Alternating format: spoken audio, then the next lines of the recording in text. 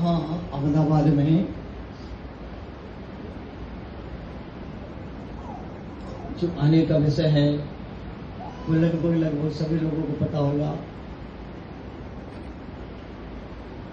किस कार्य के लिए, किस विषय को लेकर के हम आप सभी यहाँ उपस्थित हुए हैं।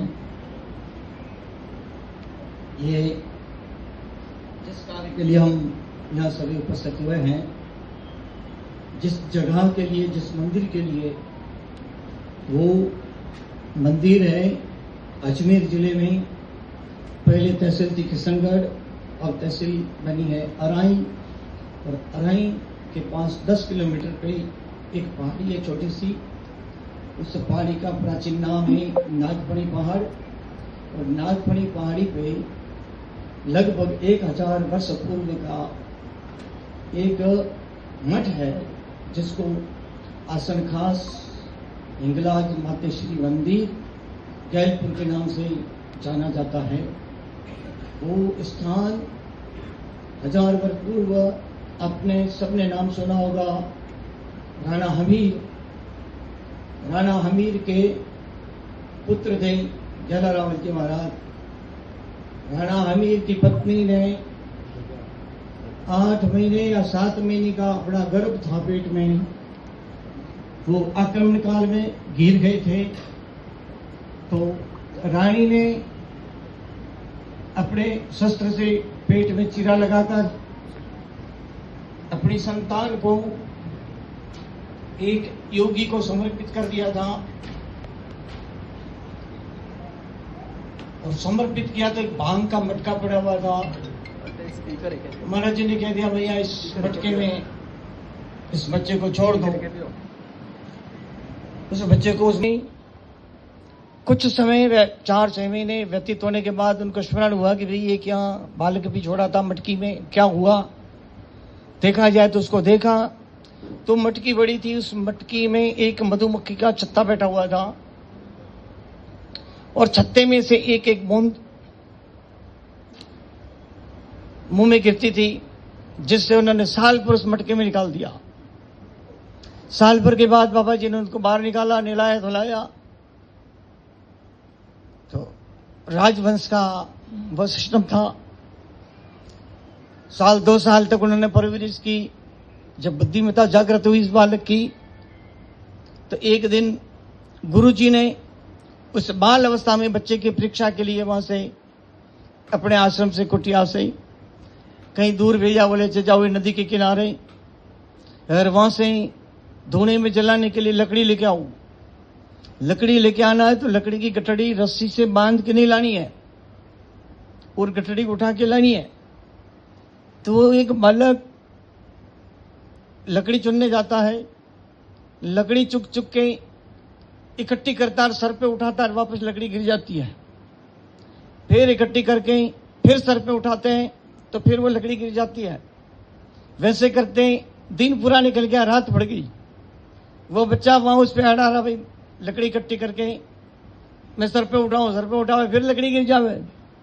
कुछ समय काल से रात्रि में शिव पार्वती का जाना हो रहा था, तो पार्वती जी की नजर पड़ी और शिव जी से कहा, बोले भगवान इतने बियड़ जंगल में रात्रि को एक बालक बैठा हुआ है, तो जरा सुध बुध लीजिए। तो शिव जी कहते हैं पार्वती को, पार्वती मृत्युलोक है, इन जीवों के भारी षड्यंत्र हैं, बच के चलो। तो बोले नहीं भगवान, देखना पड़ेगा ये बालक को। जब शिव पार्वती, ये कथा है एक प्रकार के लिखित में, शिव पार्वती वहां आते हैं, उस बच्चे के ऊपर हाथ फेरते हैं। शिव जी ने उसको क्या बोले, गैलिया यहाँ क्यों बैठा है। तो शिव जी के नाम से उनका नामकरण हो गया गैला रावल गैला नाथ। फिर वहां से गुरुजी ने आज्ञा दी, भाई आप यहां नहीं रहना है, आप नागफणी पहाड़ जहां मिले वहां जाकर के तपस्या करो। तो बाल अवस्था में उस नागफणी पहाड़ी को ढूंढते ढूंढते ढूंढते इस जगह आए, और किसी ने बताया भी ये जगह है, इस पहाड़ी का नाम नागफणी है। उस पहाड़ पे उन्होंने तपस्या किया। तपस्या करके फिर पहले हिंगलाज माता जी पाकिस्तान के आगे प्रांत है, बलूचिस्तान रेगिस्तान में, वहां मुख्य पीठ है हिंगलाज मातेश्वरी की। तो गेला रावल जी महाराज वहां कई बार हिंगलाज के दर्शन करने गए, बताते हैं 8-10 बार गए थे। अंतिम यात्रा में रेगिस्तान में गर्मी के दिन में गेला रावल जी महाराज को उस रेगिस्तान में एक वृद्ध महिला सामने मिलती है। शरीर फूटा हुआ था, शरीर में से रस्सी छुड़ा हो रहा था, और बाबा जी को बोले, बाबा जी आप कहाँ जा रहे हो? बोले मैं हिंगलाज जा रहा हूं दर्शन करने। बोले बेटा मुझे भी चलना है। तो बोले चलो। बोले मैं तो चल नहीं सकती। तो बोले मेरे कंधे में बैठ जाओ। उस वृद्ध महिला को उन्होंने अपने कंधे पे बिठा लिया और चलना शुरू किया। थोड़े बहुत चले होंगे, मैया ने आवाज दिया, बोले बेटा मैं थक गई हूं, मुझे नीचे उतारो, कंधे पे नहीं बैठ सकती मैं।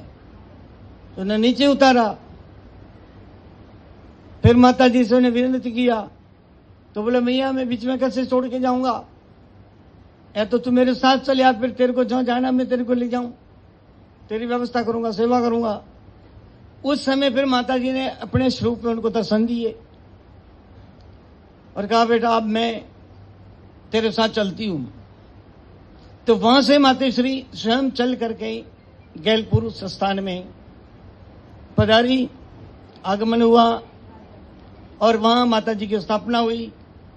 गेला रावल जी महाराज को मातेश्वरी ने आशीर्वाद दिया और वरदान दिया, ये स्थान जब तक रहेगा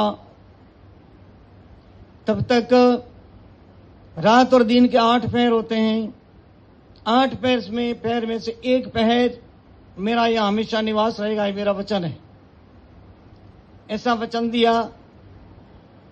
फिर गेला रावल जी महाराज उस स्थान को छोड़ करके दूसरे स्थान गई, तो माता जी उनके साथ साथ रही। कम से कम 300 जगह गेला रावल जी महाराज ने तपस्या किया, सब जगह मातेश्वरी का साथ रहा।